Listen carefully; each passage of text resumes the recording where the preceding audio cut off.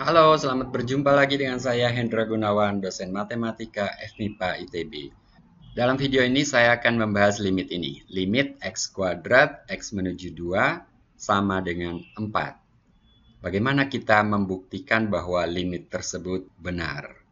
Nah, sebelum kita sampai pada pembahasan buktinya, saya ingin bertanya dulu, benar atau salah kalimat berikut? Untuk setiap epsilon positif, terdapat delta positif sedemikian sehingga jika nilai mutlak X-2 berada di antara 0 dan delta, maka nilai mutlak X kuadrat min 4 lebih kecil daripada epsilon.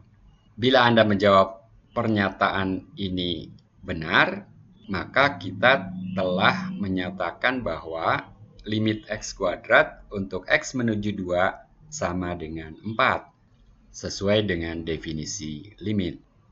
Benar atau salah pernyataan ini? Jawabannya adalah benar. Bilangan delta positif yang memenuhi pernyataan di atas bisa kita peroleh.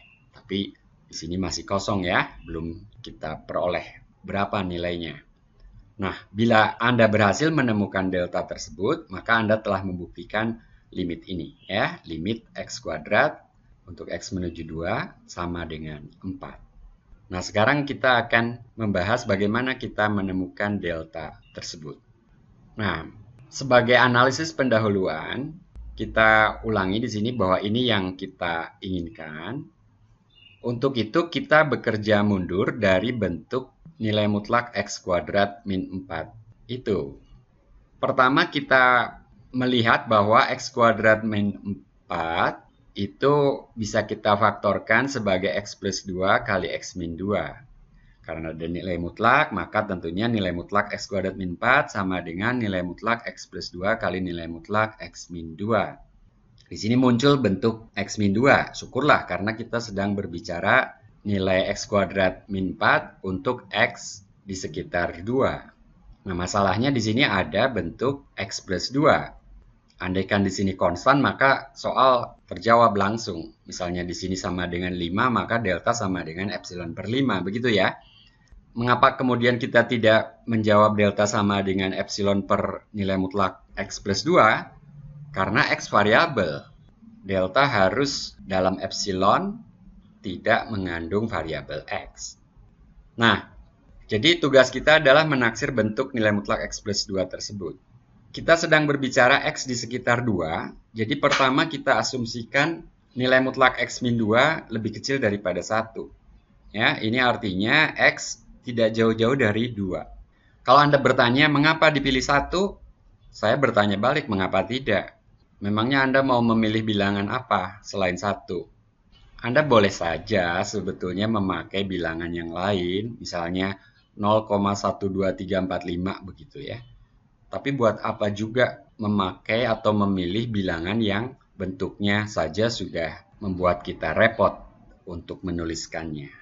Jadi kita pilih 1 karena 1 adalah bilangan termudah yang bisa kita manfaatkan, ya. Dan tidak ada larangan untuk memilih 1 di sini, kecuali kalau fungsi yang kita hadapi sesuatu yang mengandung asimtot misalnya, kita harus menghindari X sama dengan suatu nilai tertentu, maka tentu kita harus berhati-hati memilih bilangan di sini.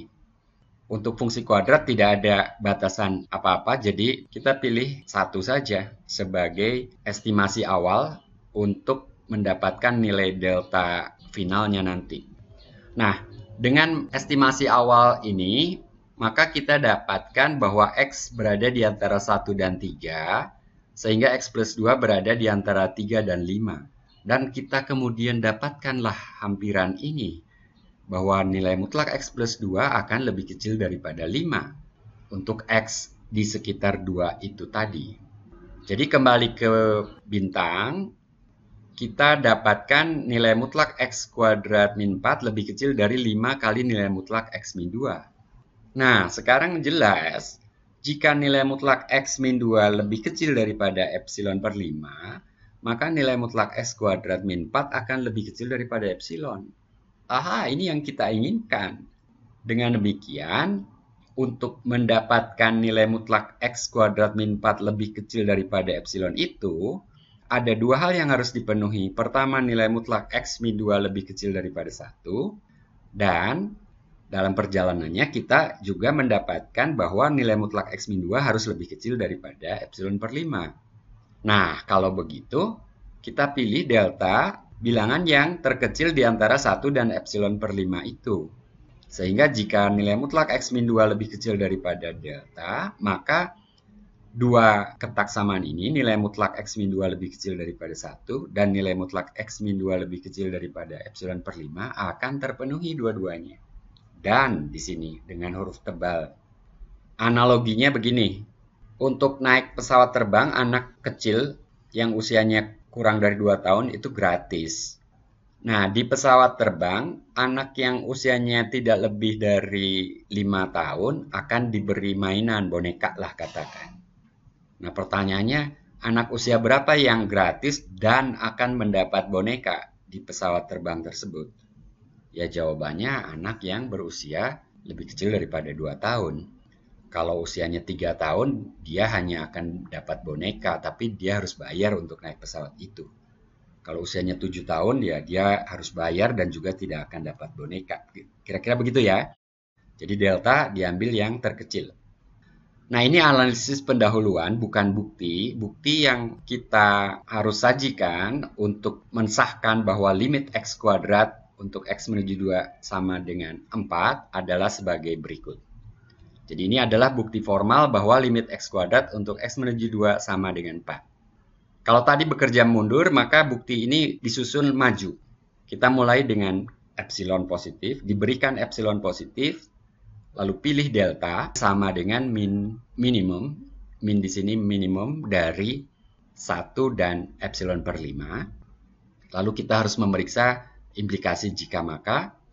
Kita periksa jika nilai mutlak X-2 berada di antara 0 dan delta, maka nilai mutlak X kuadrat min 4 sama dengan nilai mutlak X plus 2 kali nilai mutlak X-2, kita sudah tahu ini. Bentuk tersebut akan lebih kecil daripada 5 kali nilai mutlak X-2. Kenapa? Karena nilai mutlak X plus 2 akan lebih kecil dari 5 untuk X yang memenuhi nilai mutlak X-2 lebih kecil daripada 1. Dan X kita memenuhi ini karena kita memilih delta seperti ini tadi. Ya, delta sama dengan minimum di antara 1 dan epsilon per 5. Nah, bentuk terakhir 5 kali nilai mutlak X-2 akan lebih kecil daripada epsilon karena nilai mutlak X-2 lebih kecil daripada epsilon per 5. Ini membuktikan bahwa limit X kuadrat untuk X menuju 2 sama dengan 4. Jadi bukti limit X kuadrat untuk X menuju 2 sama dengan 4 itu sendiri relatif singkat dibandingkan dengan analisis pendahuluannya tadi. Demikian, silahkan dicerna kembali, ditonton berkali-kali bila perlu sampai Anda paham. Dan kalau Anda sudah merasa paham, silahkan coba soal latihan ini. Hati-hati sekarang ada ranjau, itu kuncinya. Baik, sampai jumpa di video berikutnya. Salam.